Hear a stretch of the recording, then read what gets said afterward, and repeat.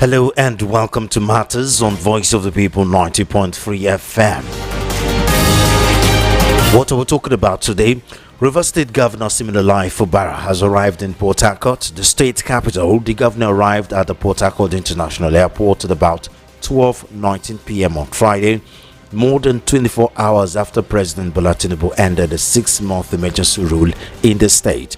He was greeted by a crowd of supporters who had earlier converged at the VIP wing of the Port Harcourt International Airport, awaiting his arrival. While the House of Assembly resumed sitting on Thursday, Fubara did not show up at the government house despite the hundreds of supporters who had gathered to welcome him.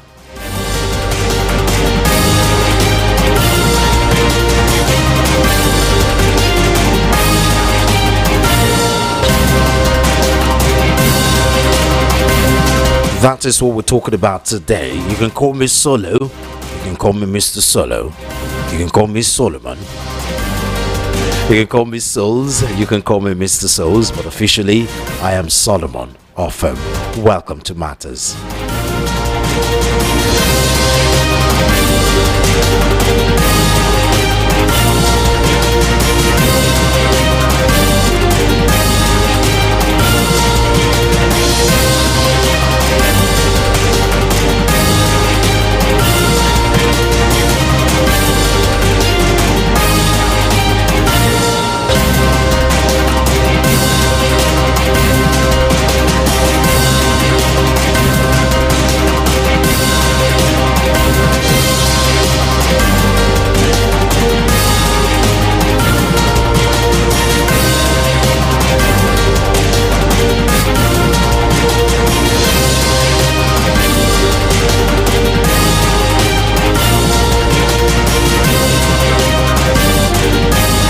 River State has faced one of Nigeria's fiercest political crises, pitting Fubara against his predecessor, the FCT Minister Nyesom Wike, a common occurrence between incumbent and former governors in Nigeria.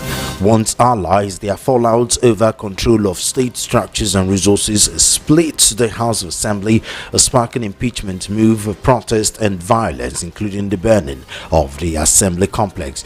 President Tinubu intervened with a peace deal which failed to calm frayed nerves before the declaration of a state of emergency rule.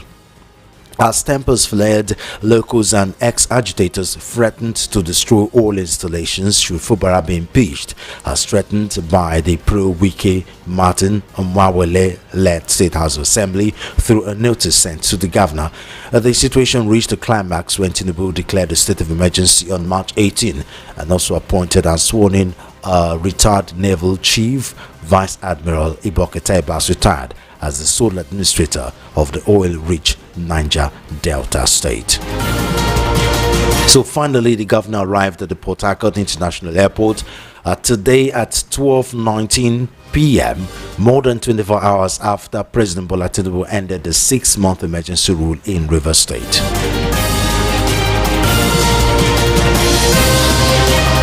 Joining me to help analyze this situation is Tunde Kolawole, a legal practitioner and current affairs analyst. Barrister Kolawole, thank you very much for joining us on Matters today. Hello, sir. Can you hear me? Good. Yes, I can hear you. Are you hearing me too? I can hear you clearly now. I can hear you clearly. So I was saying a good afternoon to you and to all the good people listening to us this afternoon. Okay, so Governor Siminalayi Fubara finally arrived to Port Harcourt to resume office after emergency rule ended. He was supposed to resume yesterday. Thousands of supporters gathered at the government house waiting to welcome him, but he didn't show up. At a point now, it was looking like he wouldn't show up. I mean, my analyst at the 12 o'clock news today said that if he was Fubara, he wouldn't resume any time now. I mean, he can as well take his time. I mean, the state was on suspension for 6 months, and but he showed up, and it looks like he's finally resuming. What do you think about this situation? Well, first and foremost, honestly speaking, I think it was totally inappropriate for Fubara not to resume yesterday when people had already gathered at the airport to welcome him. It just shows the kind of that most politicians don't have respect for the people who put them into office. If you knew you weren't coming yesterday, you could have sent a message around to your lieutenants in Port Harcourt to tell the people not to assemble and the airport that you might not be coming, you wouldn't be coming yesterday. Because people would have gathered in there right very early in the morning and they will be there until the evening under the scorching sun. And if it is also raining too, they will have to remain there just to give some semblance of a support to their beloved governor. So if you now see them in such a very cavalier manner, then you are in a way showing very, very great respect to them. But we must be careful in the sense that sometimes some of these politicians take such a step as a security precaution. We might be thinking that if he came in at the very time they were expecting another, nothing is impossible. They could harm him. Remember what happened to General Olajuwon during the Abacha era. He was to travel, I think was it to Abuja or to one part of the country and another. And a bomb had been planted, I think at the airport, at the VIP lounge where he would have waited to board his flight and all that. But somehow by divine providence, Olajuwon didn't go to the airport at the time he should go in there, and then the bombs were detonated and seriously injured and killed some of the security men that went to plant that bomb. So it could be security precaution that Fubara had taken that he decided not to review yesterday. So don't let us prejudge him on that. So, what do you think about the emergency rule? I mean, legal practitioners have been divided when it comes to, how the emergency rule was declared. While, of course, quite a good number of legal practitioners have said it's unconstitutional, it shouldn't have happened. A few have said, well, Obasanjo did the same thing. If Obasanjo was applauded for doing the same thing, then Tinubu, the president, Bola Ahmed Tinubu, shouldn't be judged harshly for steps taken. Well, you see, we also again have to be very, very careful. I have also looked at the Constitution and all that, and I am of the opinion, legal opinion, that declaration of a state of emergency is a very, very serious matter with very, very serious conditions. It's not a thing that we just declare in a very cavalier manner just because we want to declare it. The country must be at war, according to the Constitution, with some other countries or whatever, and then that could serve as a basis to declare a state of emergency. If there is serious epidemics in any particular part of the country and other, then a state of emergency could be declared. But what happened in Port Harcourt, can we compare it to those two reasons I have appealed? The answer is no. What happened in Port Harcourt to me is at best a storm in a teacup orchestrated by politicians who want to hold on to power, who want to eat their cake and also have it. It was a scenario, it was a problem that the president could have resolved or could have arrested before it degenerated to the level in which it also became.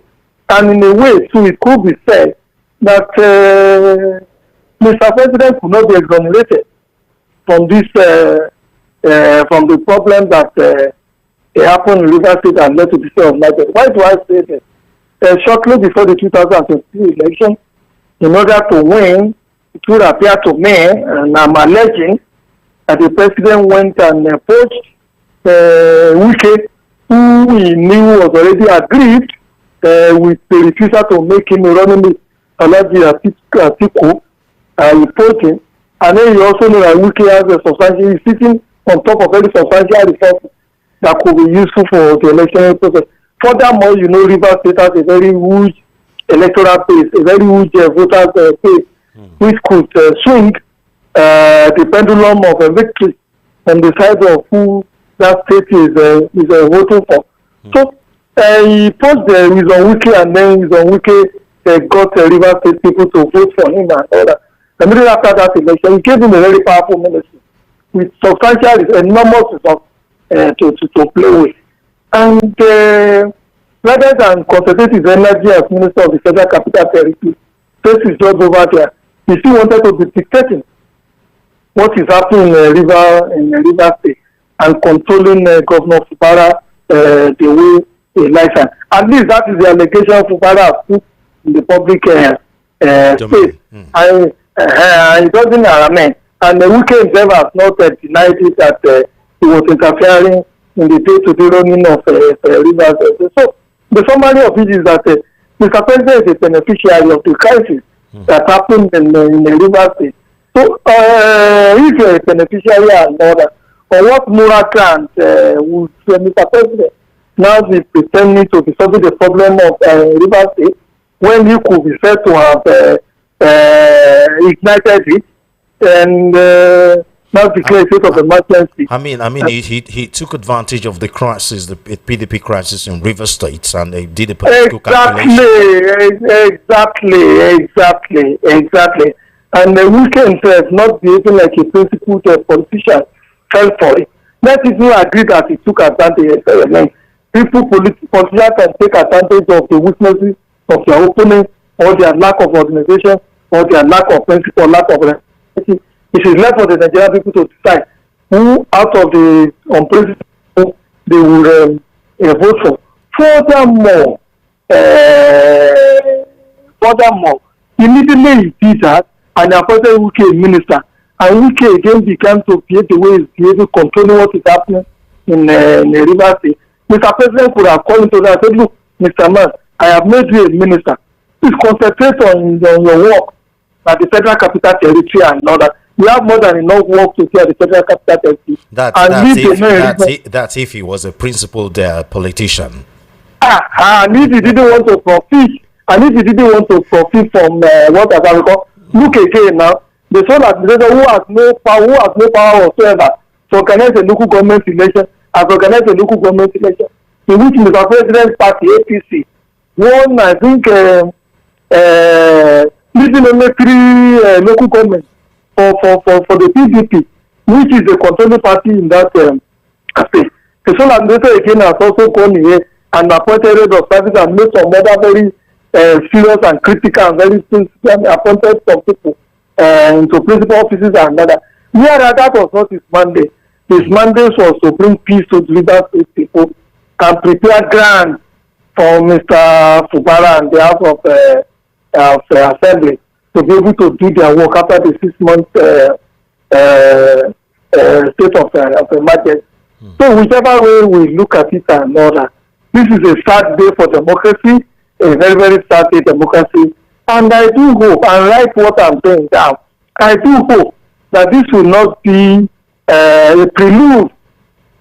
I hope this will not be a prelude to the truncating of this democracy, because with all I'm saying today, even in River State, what would appear to me to be a piece of the graveyard, I don't think what has been done, whether the state of emergency, whether the conduct of the local government election and others, will bring ultimately, will bring lasting peace between the gladiators and warriors, especially when the 2027 election is at hand. Some people have opined that the Fubara reconducts a local government election where they've called the local government election that was conducted by the sole administrator as unconstitutional, as an invalid, and they've posited that Fubara should make those local government chairmen legitimate by reconducting those local government elections. Do you think that is possible? Yes, that would have been the appropriate thing to do. But does he now have the power to do it with the kind of agreement he has reached before the suspension of this state of emergency? Seriously speaking, or technically speaking, Fubara has been castrated. If he decides to continue to stay in office, another will be merely a puppet for the Abuja people to be manipulating. under their wings and capacities until he leaves the place, if he's able to leave without being impeached in 2027. Furthermore, the sole administrator could not have conducted the local government election without backing from Abuja, without backing from the presidency. He would have given them a timeline, or he would have solicited for money to do it and what have you. And so if they never supported him and all that, there's no way he could have conducted the local government election. And if they are supported, do you think they will allow him, they will allow Fubara when he comes in now, to now notify those local government elections and then conduct another one? I don't think that would, I don't think Abuja will support that, because if they do that, the bedrock of what they have done is that, because when you look at the way and manner our so-called bourgeois politicians win elections, they say, look, if you want to win election, capture the local market, the local government. Make sure the local government is under you. If you want to win election, make sure the markets and the motor parks and the motor unions are not under your control. That's the foundation of grassroots support. Exactly. And if you also want to win the election, make sure that the where the resources is coming from, where the resources are being generated, the money to power the election and other, make sure you're on top of it. So if they now allow Fubara to conduct another elections and others to the local government and other, would they not have taken the local government which they require, which they need to win the 2027 election from under their armpit? So that is the issue. So it's a great accomplishment for Fubara, and honestly speaking, I am sorry to say, I doubt it whether they will allow the man to remain on 20 or to remain until the 2027 when another general election is going to be conducted. And the man is to blame. Fubara is to blame for so many reasons. Okay. Well, the time with which he started his war with Wike was too short. Was too early. Was too early, exactly. He required to have consulted his hold on the state, the different spheres of the state, before initiating such a fight.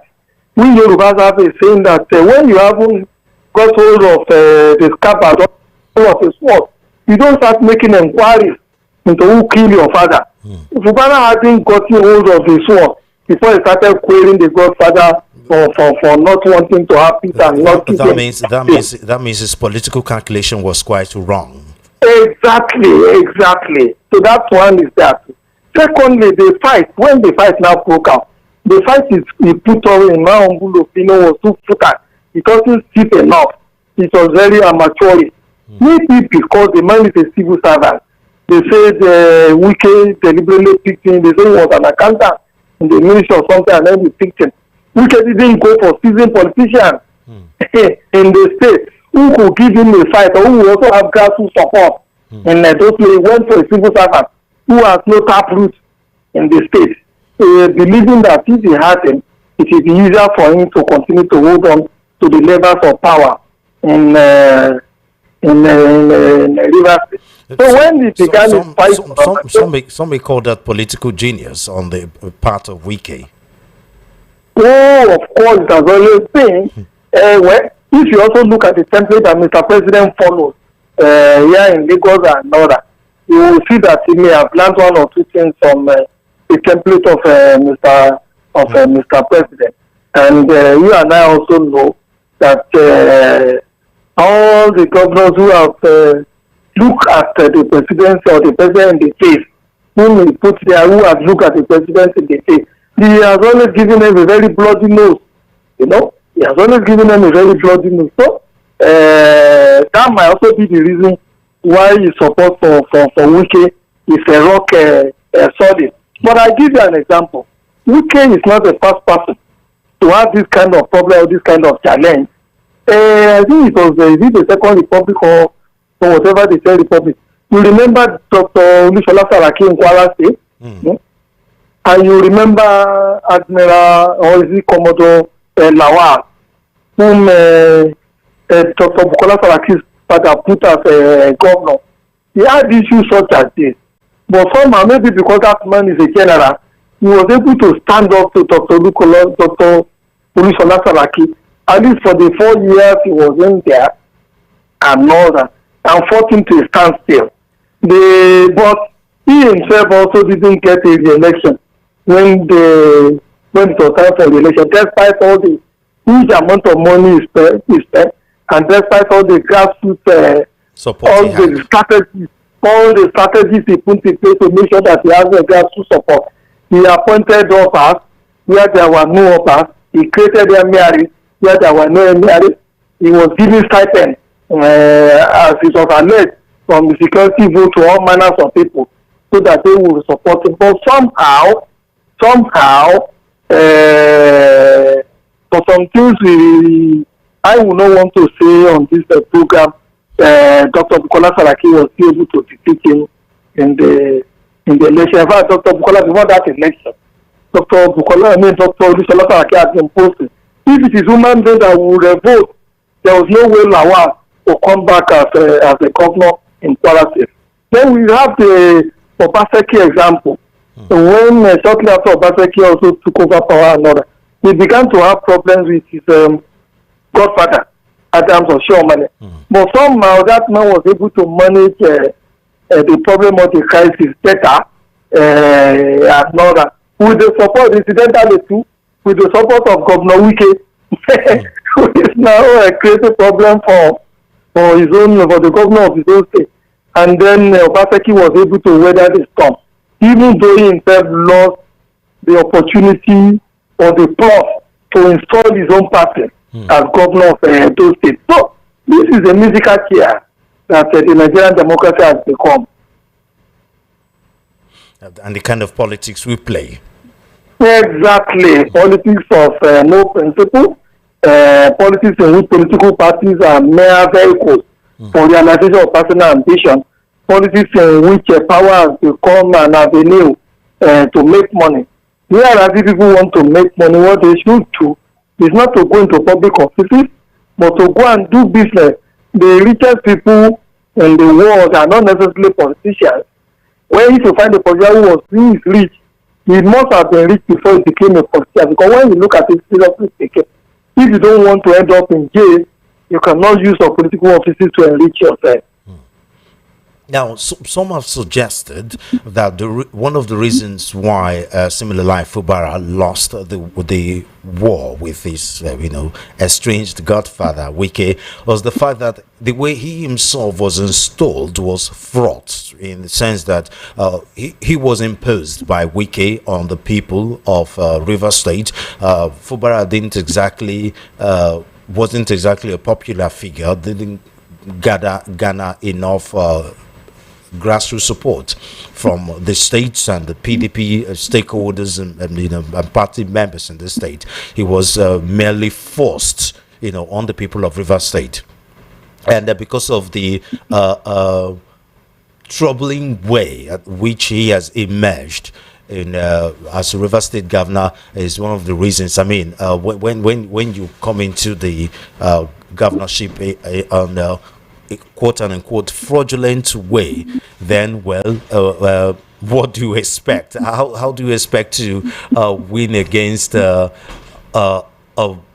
bigger fraud, allegedly, like Wike? Do you agree with that assertion? Absolutely, I agree. Like earlier on said and what I do, that the choice of Fubara was a deliberate one. Here is a civil servant who has little or no political experience, other than maybe being chief of staff or accountant or something in the state. And I think his choice was deliberate. Deliberate in the sense that Wike doesn't want to, he did not go for somebody who has the clout, who has the political experience, who could muster grassroots support. If the chiefs are down and the two of them have to lock on, it eventually happen. Imagine if you have chosen a senator or a past deputy governor and all that, or even somebody in the House of Representatives and all that. You know that the fight wouldn't be a catwalk like it eventually became. Furthermore, we are told, or that is what I have read in some of the media, that Fubara is from a minority tribe. That his tribe is not about the largest tribes in that state. They're not exactly strong. They're not exactly strong. Exactly, the population-wise. I mean, if he has come or if he has, and this is an influence-wise too. Exactly. If he had been from a very populous tribe and all that, a lot of people would have been afraid to deal with him the way he has been there, because the permutation will be now, even if we deal with him and then we truncate his governorship and all that, we could see him in River State with the support of the more populous, I mean, if we give the governorship to a more populous tribe in the state, without missing anything about Fubara whatsoever. So, like we said, he was there was a lot of landmines surrounding Fubara, and unfortunately too, he himself didn't take his time, was not patient, and didn't plot well before he started navigating the minefield in which he was put. He didn't take the statement, be a fool until you get what you want. He didn't take that statement lightly. Exactly. You see, sometimes you stoop to conquer, and then the Yoruba people, like I say, in their wisdom, they say, if you really haven't kept hold of his word, for God's sake, don't start asking for justice for your father, who has been killed by someone else. Now, the reason why I'm bringing up this topic, for sake of not overflogging it, because I mean this story has been on for days now, and it's been one of the hottest topic in the media. Let's take a look at the president, Bola Ahmed Tinubu. Yeah. For years, before eventually became the president, for years he's been hailed as a political genius. I mean, you can doubt if he's good at governance, since he eventually became governor. But every thing have pointed to the fact that he's a political genius. And of course, during the campaign, the way he's done his calculation, being one of the stakeholders of the APC, and then installed Muhammadu Buhari as the president, and then he became a presidential hopeful, and the kind of support he garnered from the APC, where a lot of politicians have come back to praise him as, hey, they are in this position because of President Muhammadu Buhari, and to pay loyalty to him, they will support his presidency. And we've heard so much about how much of a genius he is, in terms of politics, his political calculation and all that. Would you consider this, what has happened in River State, as one of his genius move, when you also consider the fact that before now, River State was a PDP stronghold, and despite all the powers that APC is gathering in a lot of states, in 2023 River State maintained its stronghold as a PDP state, and with what has happened, I mean, it's obvious that in 2027 APC will most likely take that state from PDP, considering the wicked factor and of course what has happened. Would you consider what has happened in River State one of his genius ideas? Or you just take it as political, for lack of better word now. I've lost my train of thought. Or will you just political sarcasticity? Exactly. Political sarcasticity. Or you just take it down to the kind of politics we play in Nigeria. Is why that is maybe not a genius. It's just because of the kind of politics we play in Nigeria. No, honestly speaking, let's be fair to ourselves and let's give it to Mr. President. He is a genius when it comes to political strategy. There's no doubt about that. And I will give so many reasons. Well, here is a man who came into the life of Lagos State in 1999. And immediately he came in, he built a political machinery that has endured almost 30 years after. And he has been able to hold on to that political machinery very firmly, weather those challenges that have been posed to him and all that. If he is not a very smart person, he is not an intelligent person, if he is not a serious political strategist and all that, it would have been difficult for him to have been able to hold, to have been able to build and hold on to the political machinery. I mean, Ambode tried to leave, try to fight against him and it backfired. But he's still licking his wound until now. Eh? He's still licking his wound.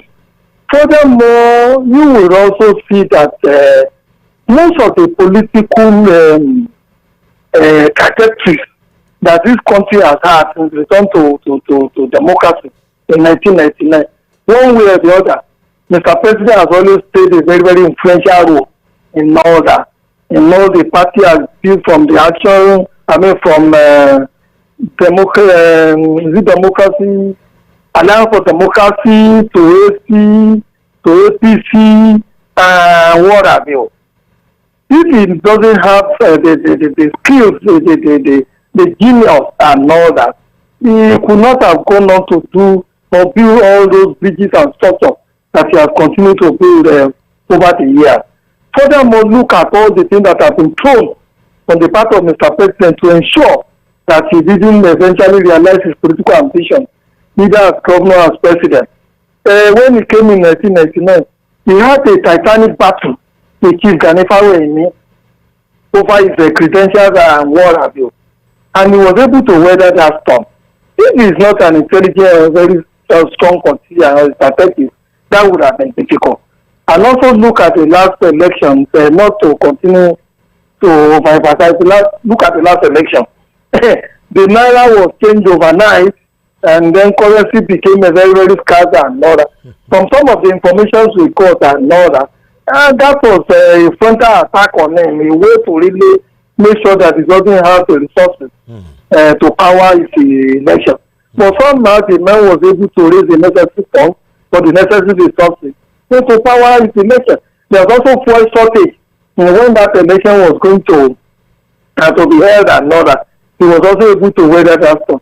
And initially, you and I would know that so many members of the APC never supported his candidature. In fact, it was even alleged that the president himself didn't like him, he didn't want him to become former president, Muhammadu Buhari, and all that. But the man still went ahead and won the primary of the APC. In fact, the allegation against Buhari forced Buhari to display at his polling booth that is a banner showing the journalists and the people in there that he actually voted for Mr. Tinubu. Also, too, you and I would know that Buhari is a beneficiary of Tinubu's political sagacity and it's a strategy and what have you. Without Tinubu, don't let us deceive ourselves, and God, it's very difficult, if not impossible, for Buhari to have become the president of Nigeria. In fact, the man has become president. And the Mr. President will mock it. He began to cry on television until Bola Ahmed went there to console him that he would support him. And then when you also look around him, the kind of people he surrounds himself with, it's also comparable to Awolowo and also comparable to Lucas. When you see a man who is not afraid of smart people, intelligent people, well-educated people, he is comfortable in the midst of intellectuals and political strategists and what have you, then we should give it to him. If he himself is not smart, if he himself is not a strategist and other, he will find it difficult to operate in the midst of such people. So whatever ramifications you look at it and all that, I think it's a master strategy when it comes to politics. But the morality of his politics is a different thing entirely. And Mr. President might be a scholar or a kind of a student of Machiavellian school of politics. At the end of the day, justifies the name. In other words, the kind of politics we play in Nigeria also helped. Oh, absolutely, absolutely. But all of them, all politicians benefit from the nature of politics that we play in this country. is a tribal politics, it is religious politics, it is sectional politics. Basically, identity politics. Exactly, identity politics and war. So it's not Mr. You can't blame Mr. President alone for that. Virtually all the politicians in this country, that is what they all do. And sometimes they will say, even though the propriety or morality of that is also same, when if you are the only one who has one eye in the midst of blind people, if you begin to trumpet that gentlemen and women, may I have just one eye, or would they not blind out their own eye too? So basically they will do so. Mr. President has been very, very smart in the way he pursued his political ambition, and also look at the way he handles this tax matters and all that. You know, that was going to implode. A section of the country, mostly the northern part of the country, had wanted to rise up against him, and had began to brandish all sorts of cudgels with which to either beat him into line or to even get him out of the place. But smartly, strategically, and quietly, he was able to diffuse that situation, and then got the tax law passed, even though he didn't quite get everything that he wanted. I think he wanted to make VAT 10%, and then they considered 7% to it. For me, that is an excellent grade. If you cut a 70 over 100. Some people have said, you know, of course, apart from the negativity of the kind of politics, some people have alleged that the fact that he's a political genius is also a disadvantage, in the sense that a huge disadvantage in the sense that he plays politics so much that he forgets to govern, which his genius extends to his governance, you know, and just not his politics alone. Well, I may be wrong. My own observation is this. It would appear to me that his own strategy or method of governance is to shop for the best hands around in some of these areas and what have they, and put them there one way or another to do the governance while he supervises them and make sure that he gets the results he wants using those people. But if that's the situation, then things will be better instead of getting worse. Well, for you might say it's getting worse.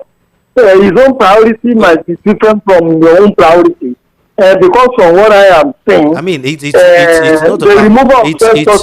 not about his priority now. We're talking about the entirety of Nigerians, what Nigerians think generally about the situation of things in the country, both in terms of security and in terms of economy. Two major things. Absolutely, you are correct.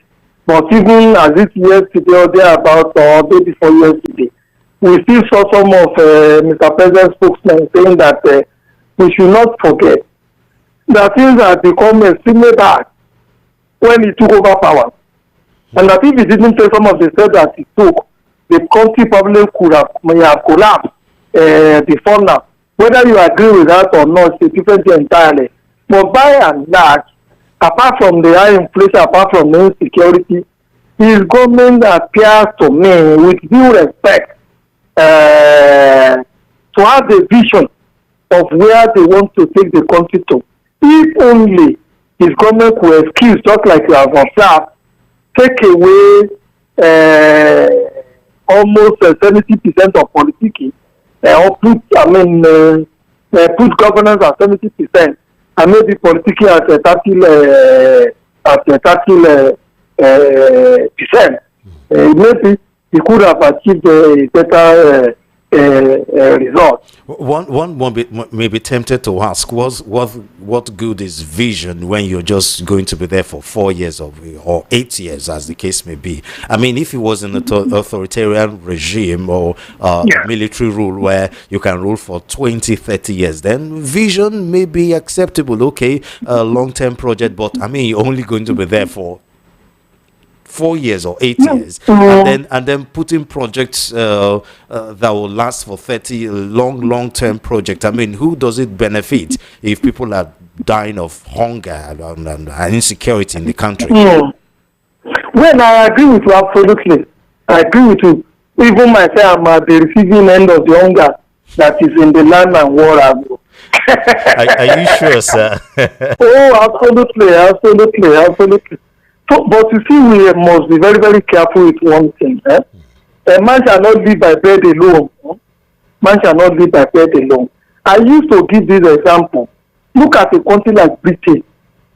Look at all those underground railways that they have in those places, and some of these other European countries. Some of them have been built as far back as the 19th century, the 20th century, and what have they, and all that. It is some politicians in those places, even when land has not become scarce, who has the vision that sooner than later, this society or this community or this country will become so congested, and housing will have been built up in all the places and what the difference though is they didn't starve their citizens while they were building those underground railways. That's the difference.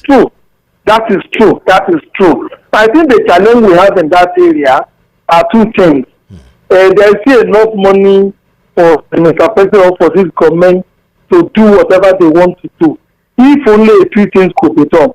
Like I used to say, one government contract in this part of the world is extremely high. And Dr. Goodluck Jonathan gave us a very graphic example. He said when he visited South Africa, he asked them how much they built their airport, their international airport in South Africa. And when they told him that they compared to how much we have built our own and what have you, it was way more than 500% different. Yes, the people in South Africa got a beautiful airport. Also look at the international conference center in Abuja that was renovated recently. The money used to renovate this is higher or bigger than what was used to build at the international conference center. Also look at the house we built for Mr. Vice President, about 2 billion and what have you. When the British Prime Minister lived in a 3-bedroom apartment in Britain and what have you. Here we build a whole town for just one single person. If we could curtail some of these excesses and this lavish and life of ostentation that our people live, then we would have been better. There will be more money for the government to put into productive and then developmental projects. Also look at this democracy, the cost of governance. Look at how much you waste on conducting elections periodically. Look at how much the election which at the end of the day does not translate into free and fair election. People for citizens will still go around in there and buy the vote or coerce people to vote or even drive certain people away from the different polling booths so that they will go to get whatever outcome they get. Can you say it is justified? Can we justify the huge amount of money that we saw when we spend conducting election and on this democracy? The answer is no. Also, finally, because of time, because I'm sure our callers are waiting to make their contribution. Back to the state of emergency in River State. Finally, the governor has resumed. But what is the role of the judiciary in this? I'm asking that question, having it in mind that as a legal practitioner, I'm sure there are some things you don't want to say. Talking against judges and Supreme Court, as a legal practitioner. But still, I'm sure you can still answer that without having to make any kind of statement, that will affect your standing as a legal practitioner. What's the role of the judiciary here? I mean, the Supreme Court made some pronouncement, that kind of made the state of emergency and the imposition of Ete Eboge-Bass as the sole administrator in River State kind of made it a little legitimate, and it kind of makes some of the people, some of you legal practitioners coming into and politicians coming in to oppose that state of emergency, kind of making it look like two sides of kind of makes the constitution now looks uncertain? Well, let me quickly say that when the case is in court, just like you rightly observed, lawyers and more importantly lawyers and even ordinary citizens are not supposed to make comment that will prejudice whatever case is in court and other, or make the decision of the court a fait accompli, or give misrepresentation to what the court will eventually decide. But that does not stop us from making very fair comments as regards what may be happening in the Nigerian judiciary. The second point I want to make is that we should remember that there are three arms of government. There is the executive, there is the legislature, and then the judiciary. None is supposed to interfere in the activities of the other.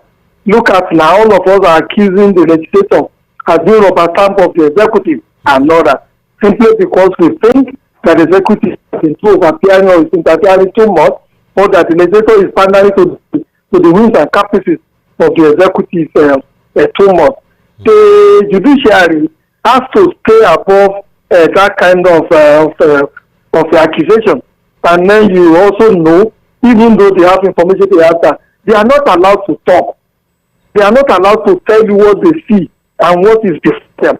So most times, the silence of the judiciary is misinterpreted by the ordinary person, either as complicity or conspiracy, or as lack of activism and whatever. Whereas they are not supposed to be there as activists. Secondly, it is when people go to court with issues that the judiciary would have a role to play in whatever is happening in the area of the political, in the arena of politics. Look at the River State that we are talking about now.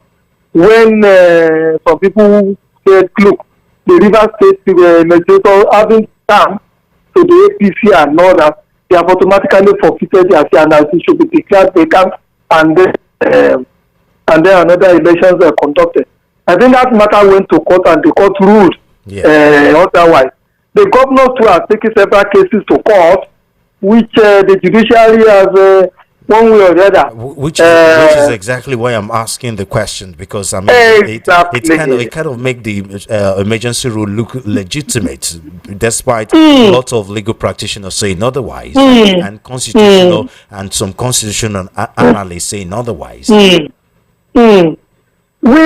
There is absolutely no doubt about it that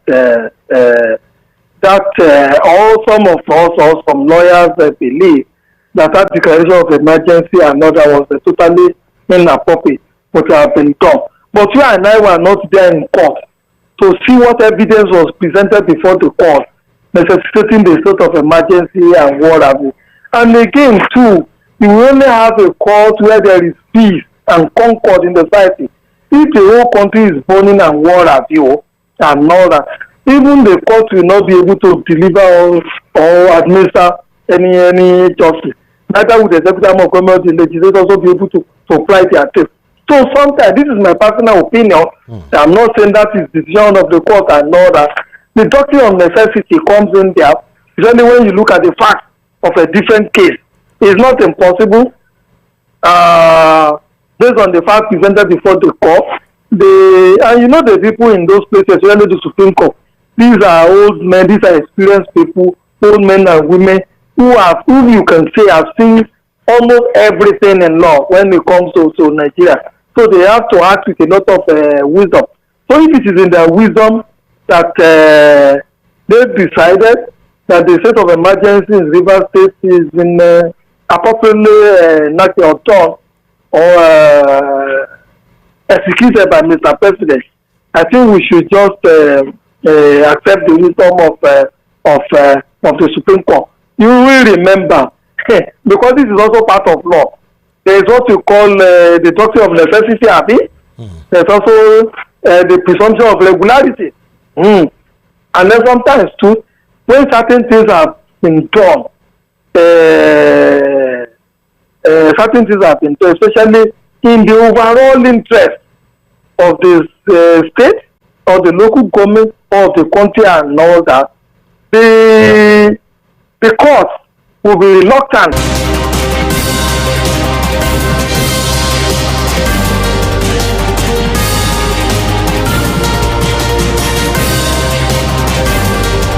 So the phone lines are on for you to make your contribution. 0700 903 903 903.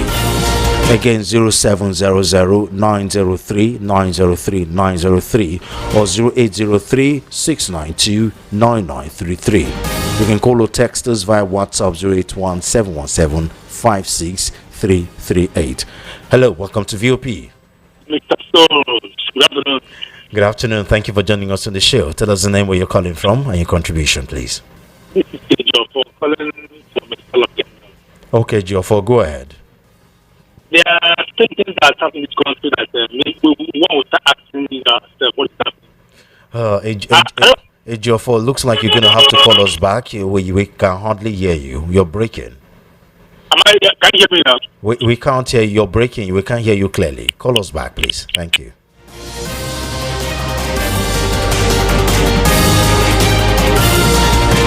Hello, welcome to VOP.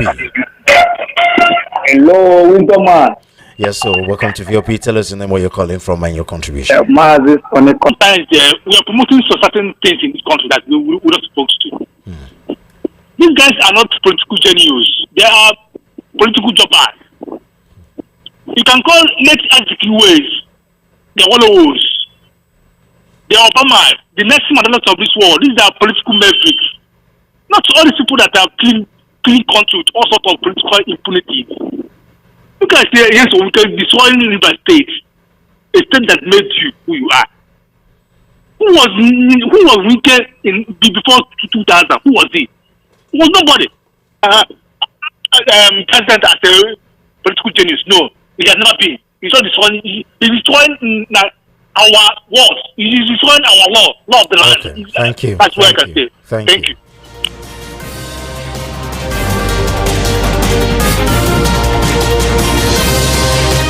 Hello.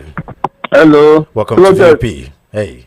This is Afon Adam calling from Edim. Okay, sir. Go ahead. You see what bring, you can see that is APC. Anytime you bring him up, now he came to praise Tinubu and then APC. No, and he's not. And illegal. He's not APC and that. Mr. Solomon, for your church mind, waiting demand they analyze. He follow road. You not follow road now. So. Hello.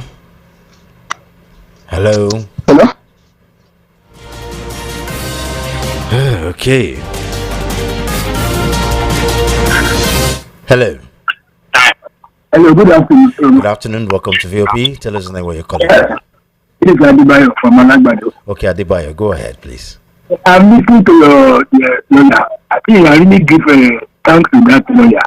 You see, it is not easy to analyze Nigeria problem, except those who have brain. Intelligent people only them can analyze Nigeria problem. Remember the same governor you were talking about, that's Fubara. It demolished state of assembly. A whole state of assembly, it demolished because of service interest. Many people are being killed, and they expect the president to hold the ground or that to continue. And this man came here and introduced state of emergency, sent it to the National Assembly and they passed it. So what I can say, people know, if you don't know something, you don't come to radio, you just come to radio and talk nonsense. So you want the president to hold the ground and allow that people to go on fire. Now that is peace in the place, and they give the power back to him. The same government you think is responsible now. Is it not the one that demolished the state of assembly because of service reasons? Look, let's make the fact. This country, whether we like it or not, since 1999, I used to be a politician before 1999, but immediately that Baba come and say Nigeria politician is now a do or die. Since that 1999, this country did not know it. Apart from Babangida that destroyed this radio, that put us in mess. When I was in secondary school, Nigeria currently used to be 50 kobo to $1. The Babangida thing. I was doing the when we announced to us everybody, this is what he says, our oil and this and this. He said that Nigeria is better enjoy enough. And you see what else we want to do for us. We are more than when we want to win, we need two things of data to cook egg. What else do we want? This is the problem. Nigeria is not money, but have to spend money. This Babangida can introduce up. See that Babangida come. This country don't know it. We are here today. I believe our country will be great again. But all these people just come to radio. Let them know. But people can't go there now into the issue in Nigeria condition. Let them go and read this thing. Okay. Everybody that comes to radio, they don't talk about Obi. They don't talk about Obi. It's APC. Okay. It's not how to win it. It's not how to win support for the people. Look at the Lagos State now. We have particular problem with but Imo State, can you go to Imo State now live there? What is Imo State? It's not more than Agro. Okay. Can you go? Agro is not free in Lagos. Thank you. Number to call 0700-903-903-903 or 003-692-9933. Hello. Hello. Can you move away from the radio and TV set, please? Reading Okay. Tell us where you're calling from, please, and your contribution. My name is Prophet from Arumosha. Okay, go ahead, Prophet. What do people are saying that somebody called that you're not talking about Wike? We are talking about Wike. Wike is the politician. We are talking whether good or bad. We are talking about politician. Last caller are taking bias and talking, accusing people are talking about APC. That you were not supposed to attack. They are talking about the APC. That you were supposed to talk. Last caller, you were supposed to talk about P2P.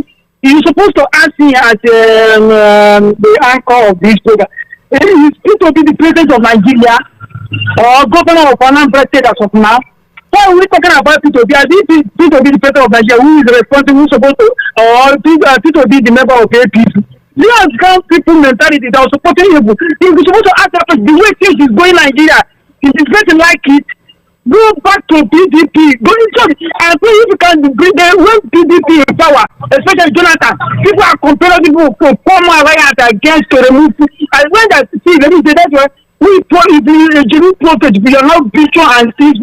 Before you just take decisions, you have to hear from God. Okay. When I tell people, some people are not there. Say these people look. This Jonathan Governor didn't say as he said we say we are complaining. The one that you people wanted is more fast, more worse than that. People not agree now. We are not talking about so this one was. Somebody that tell you is it not APC we supposed to talk? Is it when you talk about P2P? P2P is the president of Nigeria. Thank you. Oh. 0700-903-903-903 003-692-9933. Hello, welcome to VOB.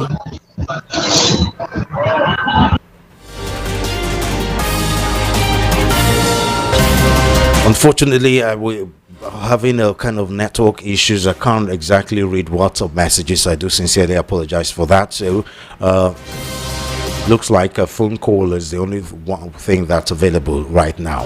0700-903-903-903 or 003-692-9933. Once again, we do sincerely apologize. We can't read WhatsApp messages. We find it difficult to connect with our WhatsApp and satisfy our WhatsApp audience. I do sincerely apologize for that, please.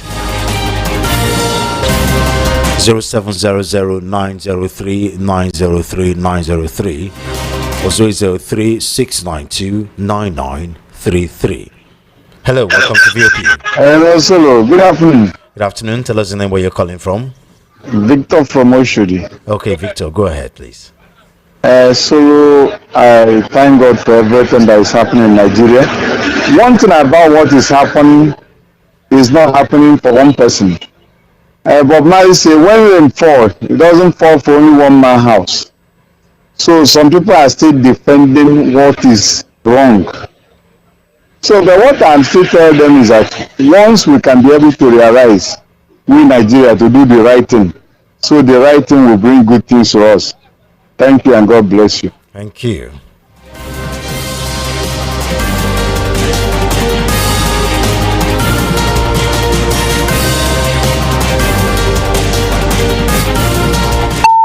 Welcome to VOP. We lost him.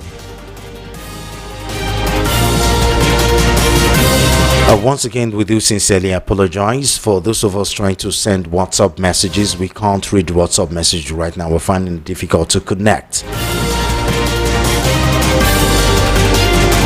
So we do sincerely apologize for that. So 0700-903-903-903. Hello, welcome to VOP. Hello, Fem. Welcome to VOP. Yeah, good afternoon. Good afternoon. Tell us the name where you're calling from. My name is Godwin Ibe. I'm calling from Agor Kota. Okay, Godwin. Yeah. Go ahead. Oh, Fem, you see, Nigeria have so much trouble, so much problem. Fubara, Wike, Bola Ahmed Tinubu, these are politicians who know themselves. I mean, we always call and begin to exaggerate and make things as if there are some other thing that is going on. These people, Fubara and Wike, are politicians. They know what they are doing. This, the time they went to meeting before, you see, these things have been happening, about, the Oga. In all states, everybody has Oga. Wike is not a different person. It's the same thing. Tinubu himself has an Oga before it become accepted. This is what removed Ambode from Lagos State here, because Ambode could not, accept what Tinubu, the terms they did before he entered. Then Fubara, Wike picked Fubara and put him there, and then they have a term, they have an agreement. And now Fubara came and opened the agreement. Look, the whole politics in Nigeria is a politics of Oga and Oga. You must settle it. And we are talking so much here. People in Port Harcourt, that is River State, they are enjoying what is going on. If they didn't enjoy it, these 6 months, they would have come out, in just that state and said this will not happen. But you see, they are there, and people are talking from here to here, from here to here. This is not the way it's supposed to be. Let people relax and leave River State and Wike alone. They are working. They are doing their things. Let us find way and stand on our own. That's what we have to do. Thank you, bro.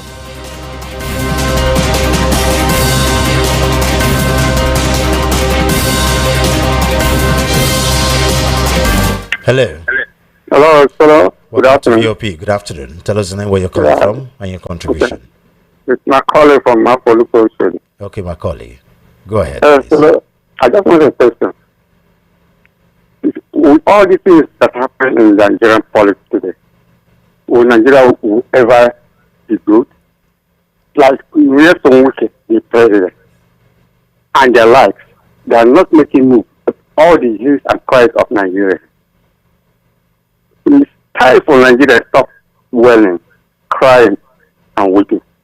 They put our heads together and decide how to force this government out of this public. It can't continue to cry forever. There must be a change. It's only a tree that that's a costing that are still remain there. It is obvious to Nigeria now that APC, they are ready to reach and never ready to change for good for any politics. It's very bad. Even others will come supporting evil because they see that benefit for the political evil of Nigeria today. Thank you. Thank you.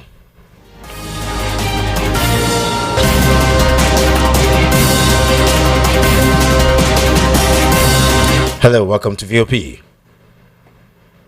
Hello.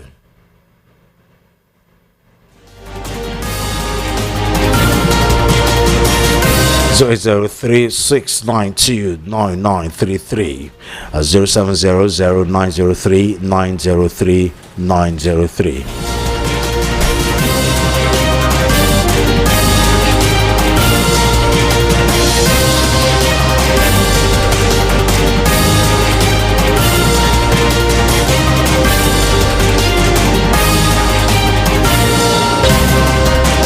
0700903903 About 5 more minutes to go.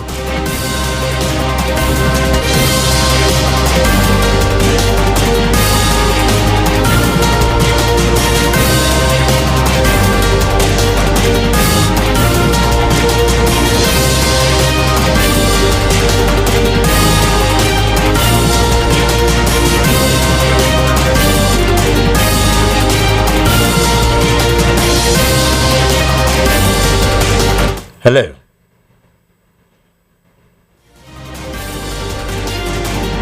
Zero 700-903-903-903 003-692-9933. Hello, welcome to VOP.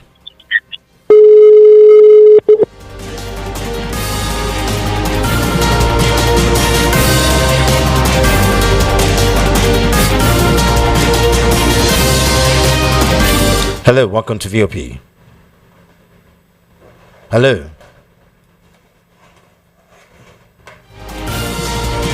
What is going on?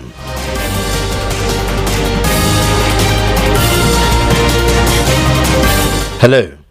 Hello, welcome. How are you, my dear? I'm good. Thank you for asking. Welcome to VOP. Tell us your name, where you're calling from. Are you my son Solomon? Yes, I am. Okay, may the Lord bless you in plenteous time in Jesus' name. Amen. Amen. Tell us My your name, where you're brother, calling from. Your name, sir. I am an elder Peter Mwachineke from Greenfield Estate. Okay, go ahead, sir. Sir, I want to tell VOP that they are trying. Thank you. I used to listen to Darlington, Ekundayo, and the other, many of them. But what I am saying, my dear, is the Bible says, shall we continue in sin that the grace may abound? This is our country, my country. I am getting to middle 70s. Is it like this that we will leave it in the hand of the people that think that they are the only people that owns Nigeria? I want to say, let Nigerians come out. Let us to come out and claim this country, our country. I read something from Network Edition yesterday. Even Trump was telling us that we should come out and claim our country. Nobody will do it for me and you. If it's in the other side, the Igbos have been killed in many ways. Even this man they caught the other day, he's telling us that everything he is doing is from Hope Uzodinma. What are we going to do? Please, every Nigeria, Igbos should come back so that we can claim our land. Okay, what happened to Fubara? I pray that next election, Wike will get 0% in Port Harcourt. I raise my case. Thank you very much for calling, sir. God bless.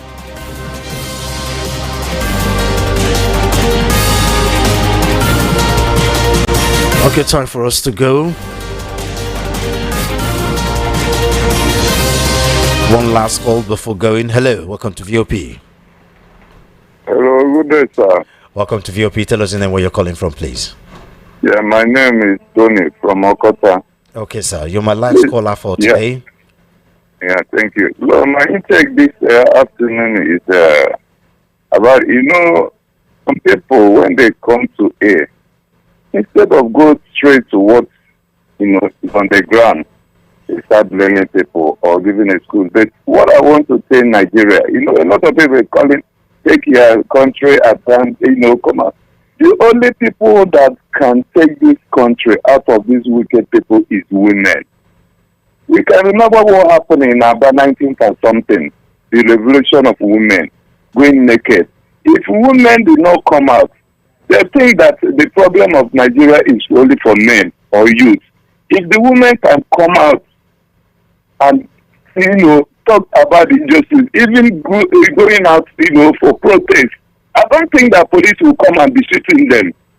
It will be a genocide. So the only people that can make this country to be good is women. When women get up and talk about it and come out for protest, it's not about youth. Youth are afraid. You know what's happening in the Lekki toll gate. But if it is women, the police cannot come out. So I pray that this country, that women will rise up. Not only youth to take up the country. It's the women that can rise up and take up this country. Okay, Thank you very much. Thank you very much, sir. Yeah. Okay, it's time for us to go. River State Governor Siminalayi Fubara finally arrived in Port Harcourt, the state capital. The governor arrived in Port Harcourt International Airport at about 12:19 p.m. today, more than 24 hours after President Bola Tinubu ended the 6-month emergency rule in the state. He was greeted by a crowd of supporters who had earlier converged at the VIP wing of the Port Harcourt International Airport, awaiting his arrival. While the House of Assembly resumed sitting on Thursday, Fubara did not show up at the government house despite the hundreds of supporters who had gathered to welcome him.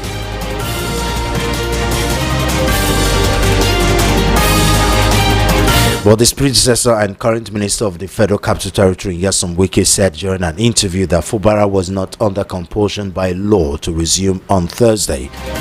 Fubara and his deputy, Ngozi Odu, had been away from the governance of the state for 6 months after President Bola Tinubu declared a state of emergency in Rivers on March 18, citing a political crisis. Tinubu also sworn in retired Admiral Ibokete Abbas as sole administrator. River State has faced one of Nigeria's fiercest political crises, putting Fubara against his predecessor and FCT Minister Nyesom Wike, a common occurrence between incumbent and former governors in Nigeria. Once allies, their fallout over control of state structures and resources split the House of Assembly, sparking impeachment move, protests and violence, including the burning of the Assembly complex. President Tinubu intervened with a peace deal which failed to calm frayed nerves before the declaration of emergency rule.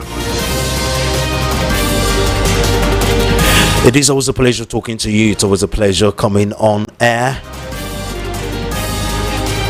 Thank you very much for your contributions, your call, your messages. Once again, I do sincerely apologize. I couldn't read out messages from WhatsApp. We couldn't connect with our WhatsApp line to read your messages. Again, do sincerely apologize for that. We'll be right back next week, Monday at 1:30.